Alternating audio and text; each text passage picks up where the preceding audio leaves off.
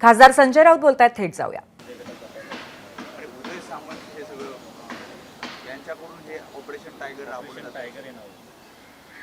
बरं, मग कसं आहे की या देशामध्ये एक वाईल्ड लाईफ प्रोटेक्शन ॲक्ट आहे. त्या अंतर्गत सेव्ह टायगर अशी सुद्धा एक योजना आहे. जे टायगर आहेत त्यांचं प्रोटेक्शन उद्धव ठाकरे यांच्या नेतृत्वाखालच्या शिवसेनेमध्ये सुरू आहे, होत आहे, झालेलं आहे. आता जे ऑपरेशन टायगर आहे हे ज्याला वाईल्ड कॅट्स म्हणतात, इकडे तिकडे फिरत असतात जंगलात, त्याच्यापैकी कुणी असतील ते मला माहीत नाही, मला कोणाची नावं घ्यायची नाही. जी नावं तुम्ही घेताय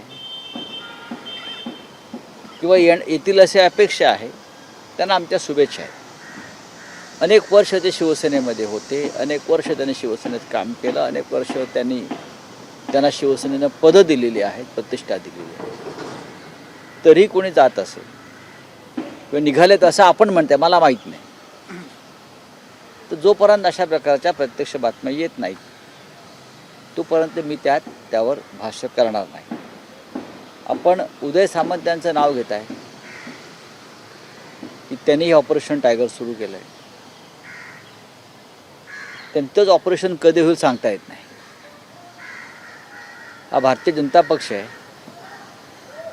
पण ठीक आहे, सध्या याच प्रकारचं राजकारण देशभरात सुरू आहे. सत्ता आणि पैसा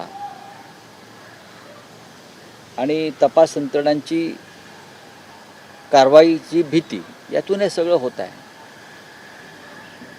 आम्ही परिस्थितीवर लक्ष ठेवून आहोत. नाही, पण राऊत साहेब, साधारण 10 दिवसापूर्वी तुमचे माजी आमदार राजन साळवी यांनी उद्धव ठाकरेंची मातोश्रीवर भेट घेतली होती. नेमकं त्यांच्या मतदारसंघात निवडणुकीच्या काळात काय झालं हे सविस्तर सांगितलं होतं. त्यांना थांबवण्यासाठी काही प्रयत्न आम्ही नक्कीच असं आहे. 3 तारखेला ते प्रवेश करतायत. नाही बघा, माझं आणि त्यांचं कालच बोलणं झालं आहे. सुनील राऊतांचं आणि त्यांचं सुद्धा कालच बोलणं झालं आहे. त्यांच्या बोलण्यातून तसं मला अजून जाणवत नाही. त्यांच्या प्रत्यक्ष बोलण्यातून ते अजूनही म्हणतात की मी बाळासाहेब ठाकरेंचा पक्का शिवसैनिक आहे आणि माझ्या डोक्यात असा कोणता विचार नाही, असं ते वारंवार सांगतात. आणि आम्ही आमच्या सहकार्यांवरती विश्वास ठेवतो. तुम्ही जे म्हणतायत ते जेव्हा काही गोष्टी घडतील भविष्यात, त्याच्यावर आम्ही तर भाष्य करू. आणि भाष्य करण्याची गरज नाही. संकट काळात जे पळून जातात त्याची इतिहासात नोंद राहत नाही, लक्षात घ्या. आज नक्कीच पक्ष संघर्ष करतो. कालच राज ठाकरे यांनी जे एक भूमिका मांडलेली आहे त्यांच्या मेळाव्यात आणि भाषणात, की मतं कुठे गेली, गायब झाली ते कळत नाही, हे रहस्य आहे. त्याच पद्धतीचं रहस्य, ज्या पद्धतीनं माणसं फोडली जात आहेत ते सुद्धा रहस्य आहे. अशी कोणती जादू आहे, अशी कोणती जादूची कांडी आहे याच्यामुळे लोक त्यांच्याकडे जात आहेत? असं काय त्यांनी महान कार्य केलेलं आहे या महाराष्ट्रात आणि पक्ष संघटनेत? ही संघटना बाळासाहेब ठाकरे, माननीय हिंदुहृदय सम्राटांची आहे आणि या संघटनेने या सगळ्यांना जन्म दिलेला आहे. तुम्ही आपल्या आईला सोडून जेव्हा जातात कोणीही, तेव्हा एक लक्षात घ्या, गंगेत तुम्ही किती डुबक्या मारल्या तरी तुमची पापं धुतली जाणार नाही. नाही, पण राऊत साहेब, ज्या बैठका होता आहेत, पदाधिकारी, कार्यकर्ते, माजी आमदार, त्यात असं कळतं की उद्धव ठाकरे असं म्हणत आहेत की ज्यांना जायचं आहे नाही, उद्धव ठाकरे असं कधी म्हणणार नाहीत. नाही, पण त्या बैठकांना मीही असतो. याबद्दल काही चिंतन होतंय? मी स्वतः अनेक बैठकांना उपस्थित असतो. आपण घडवलेले कार्यकर्ते अशा पद्धतीनं जाताना प्रत्येकाला वाईट वाटतं. राजूल पटेल गेले याचं त्यांना दुःखच आहे ना. आम्हाला सगळ्यांना दुःख झालं की आमच्याबरोबरची एक रणरागिणी ज्यांना म्हणायचो आम्ही, ती सोडून गेली. जाणाऱ्याने विचार केला पाहिजे की मागच्या 30-35 वर्षात या पक्षानं आणि ठाकरे परिवाराने आम्हाला काय दिलं, हा त्याने विचार करायला पाहिजे. आणि इतकं करूनसुद्धा कोणी जाणार असेल तर दुसरी काय भूमिका असू शकते? तुम्ही महाराष्ट्रात या राजकारणामध्ये आज स्थिरावला ते शिवसेनेमुळे, म्हणजे ठाकरे परिवाराच्या शिवसेनेमुळे, एकनाथ शिंदेच्या शिवसेनेमुळे नाही. याचा विचार जाणाऱ्यांनी खरोखर करायला हवा. चिंतन केलं पाहिजे, त्यांनी आत्मचिंतन केलं पाहिजे. आणि या उपरी कोणाला जायचं आहे त्यांना अडवणारे आम्ही कोण? आम्ही प्रयत्न करतो आहोत, आम्ही चर्चा करतो आहोत, आम्ही संवाद साधतो आहोत, आम्ही डायलॉग करतो आहोत. पण जाणाऱ्यांची प्रत्येकाची कारणं वेगळी आहेत. प्रत्येकाचं कारण वेगळं आहे. तुम्ही जी नावं घेताय पुण्यातली, त्यांच्यासाठी शिवसेनेनं काय केलं नाही मला सांगा. सर्व काही केलेलं आहे, सर्व काही दिलेलं आहे, तरी कोणी निघाल्यात असं तुम्ही म्हणताय, त्याच्यावरती माझ्याकडे उत्तर नाही. धनंजय मुंडे भगवानगडावर गेले, नामदेव शास्त्रींनी पत्रकार परिषद घेतली, ते म्हणतात की ते कुठलेही गुन्हेगार नाही आहेत आणि समाज त्यांच्या पाठीशी आहे. Pressure tactics.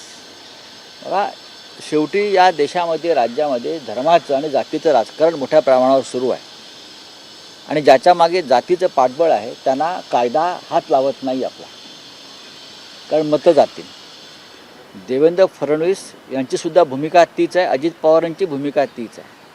ज्याच्या मागे त्याच्या जातीची मतं आहेत त्याच्या बाबतीत कायदा नरम आणि वाकलेला असतो आणि जे कायद्याचे चौकीदार आहेत, गृहमंत्री आहेत, डेप्युटी CM आहेत, मुख्यमंत्री आहेत, ते सुद्धा जातीची ताकद बघून त्या नेत्याच्या मागची त्यांनी काय केलं आहे किंवा नाही केलं याच्यावरती विचार करतात. हे दुर्दैवाने या राज्यात आता सुरू आहे. फडणवीसही असं याच्यावर म्हणतायत. चर्चा करणार नाहीत.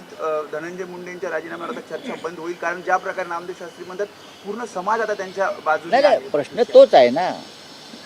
आम्ही सुद्धा समाजाबरोबरच आहोत. समाज कोणता हा नाही, समाज हा महाराष्ट्राचा समाज आहे. पण महाराष्ट्रामध्ये एक जातीय राजकारण सुरू झालेलं आहे की जातीचं राजकारण आणि त्यानुसार नेते. भारतीय जनता पक्षानं या महाराष्ट्राची सूत्र हाती घेतल्यापासून किंवा शिरकाव केल्यापासून हा राज्य जाती, पोटजाती, उपजातीमध्ये असा फाडून टाकलेला आहे. दुर्दैवानं देवेंद्र फडणवीस या राज्याचे मुख्यमंत्री आहेत. त्यांनी तरी अशा राजकारणाला खतपाणी घालू नये. पण मराठा विरुद्ध OBC, अमुक विरुद्ध तो, या राजकारणामुळे भारतीय जनता पक्षाला सध्या बरे दिवस आहे. पण फडणवीस म्हणता आहे की धनंजय मुंडेंच्या बाबतीत अंतिम निर्णय अजित पवारच घेतील. मुख्यमंत्री अजित पवार म्हणतात की देवेंद्र फडणवीस मुख्यमंत्री घेतील. ही टोलवाटोलवी आहे, ही बॉलची टोलवाटोलवी आहे. गांभीर्य कळत नाही ह्या लोकांना. अमित शहा काय करतायत मग? देशाचे गृहमंत्री आहेत ना ते. हे सरकार महाराष्ट्रातलं त्यांनी आणलेलं आहे, त्यांच्यामुळे आलं आहे. त्यांनी EVM सेट केलेले आहेत, त्यांच्यामुळे हे सगळं सुरू आहे या राज्यामधला गोंधळ. फडणवीस म्हणतायत अजित पवार म्हणतात फडणवीस. पण जनतेच्या न्यायालयामध्ये निकाल लागला. जनता म्हणते तुम्ही जोपर्यंत चौकशी पूर्ण होत नाही तोपर्यंत त्यांचा राजीनामा घ्या. आणि 2 वरिष्ठ मंत्री आणि मुख्यमंत्री वगैरे जे कोणी आहेत ते टोलाटोली करतायत. महाराष्ट्राच्या जनतेला मूर्ख समजतायत ते.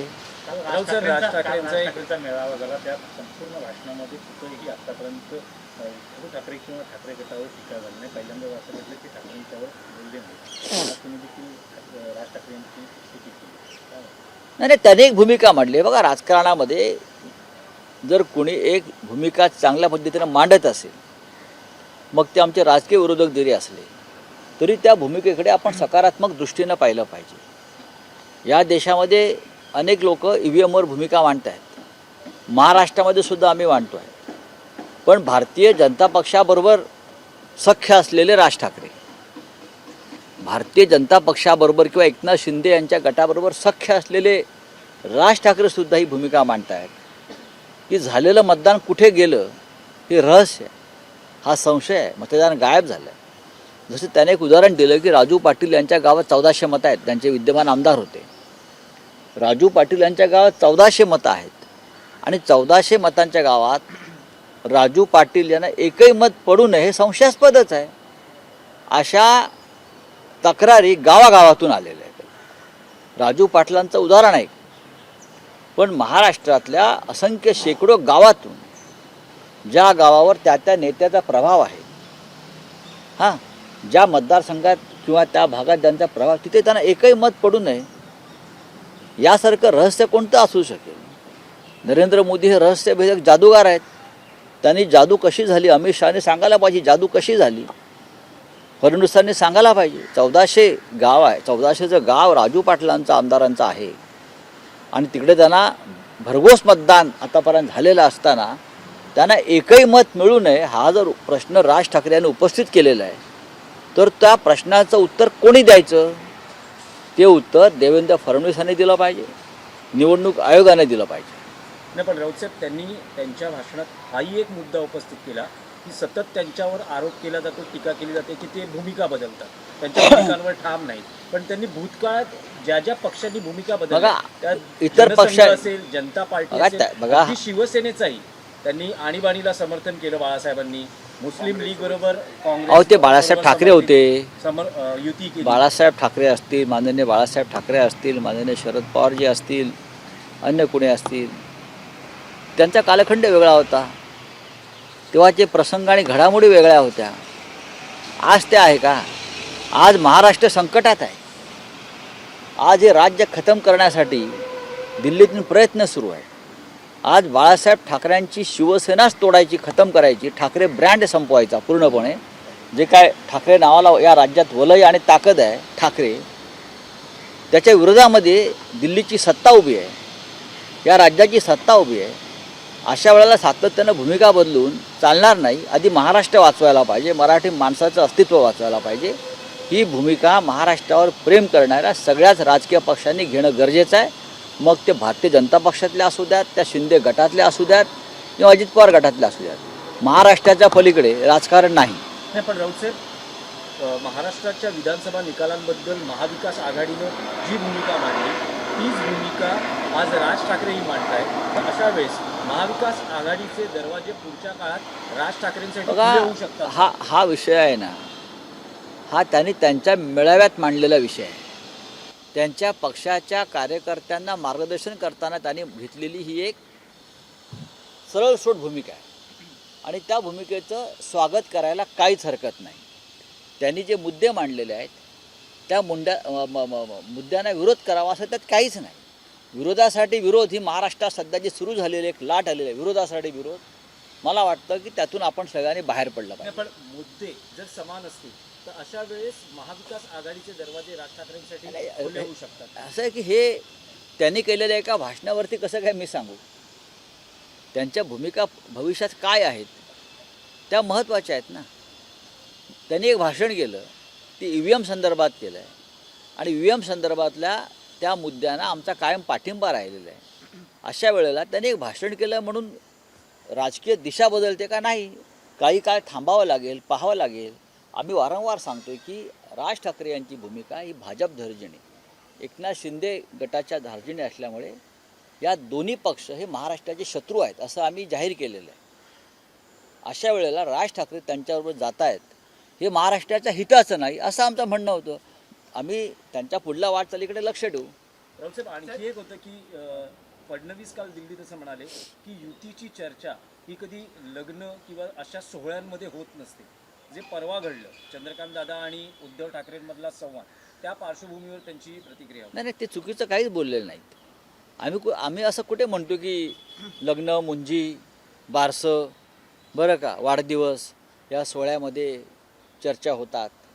पण जेव्हा नेते आणि राजकीय कार्यकर्ते भेटतात आणि ते आपल्या भावना व्यक्त करतात आणि त्या ज्याला आपण म्हणतो ना अनौपचारिकपणे, ते त्यांचं मन असतं आणि हे मन प्रत्येकाला असतं. चंद्रकांत पाटील बोलले, उद्धव ठाकरेंनी ऐकलं,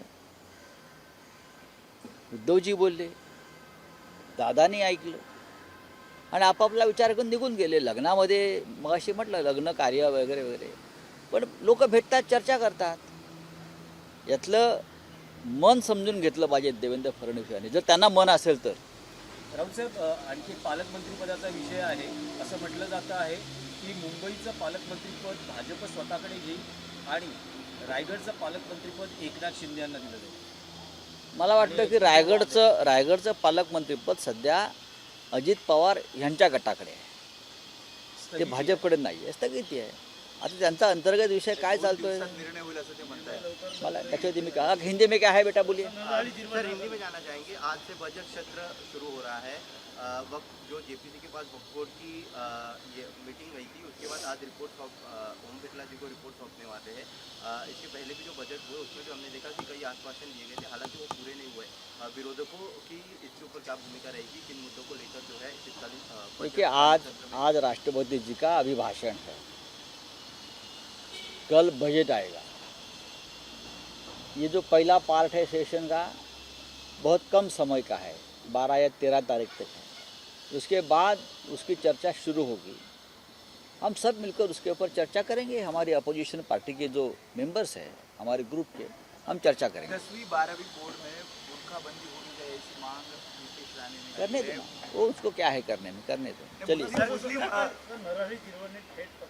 सर, कल दिल्ली में राज्य के मुख्यमंत्री कल दिल्ली में थे, उन्होंने अरविंद केजरीवाल के ऊपर टिप्पणी की। उन्होंने कहा कि जो लोग अन्ना हजारे का हाथ पकड़कर भ्रष्टाचार मुक्त करने की बात कर रहे थे, आज वो लोग दिल्ली के कुर्सी पे बैठे। अगर ओलंपिक में झूठ बोलने का कोई खेल होता तो आम आदमी पार्टी इस पर गोल्ड मेडल जीतती। उससे मैंने पहले भी कहा था, अगर झूठ के मामले में अगर नोबेल पुरस्कार किसको देना है प्राइज, वो नरेंद्र मोदी जी को देना है। हमने चुनाव में कहा था। कौन क्या झूठ बोलता है छोड़े, देश के राजनीति में झूठ को प्रतिष्ठा देने का काम भारतीय जनता पार्टी ने, हमारे प्रिय मोदी जी ने, अमित शाह जी ने शुरू किया है। अब लोग आगे लेकर जाएंगे। चुनाव में ऐसी बातें होती है ना, आपने कहा ना चुनावी जुमले होते हैं ऐसे। ये भाषा किसकी है? चुनावी जुमले की भाषा किसकी है? चुनावी जुमले होते हैं। किसने कहा? मोदी जी ने कहा, अमित शाह साहब ने कहा है। तो आप महाराष्ट्र में क्या हो रहा है? महाराष्ट्र में अपने कर्ज मुक्ति की भाषा की थी ना, आश्वासन दिया था, लेकिन अजित पवार बोल रहे नहीं होगा। तो झूठ कौन बोल रहा है? आप ही बोल रहे हैं। शिवसेना को मुख्यमंत्री पद देने की भाषा मातोश्री पे आकर अमित शाह जी ने की थी, लेकिन वो अपने शब्दों को उसने रखा नहीं बाद में। तो झूठ कौन बोल रहा है? पार्टी का तोड़ने का सिलसिला किसने जारी किया झूठ के नाम पर? चलिए, थैंक यू। शिंदेगुट प्रयास एबीपी माझा, उघडा डोळे बघा नीट।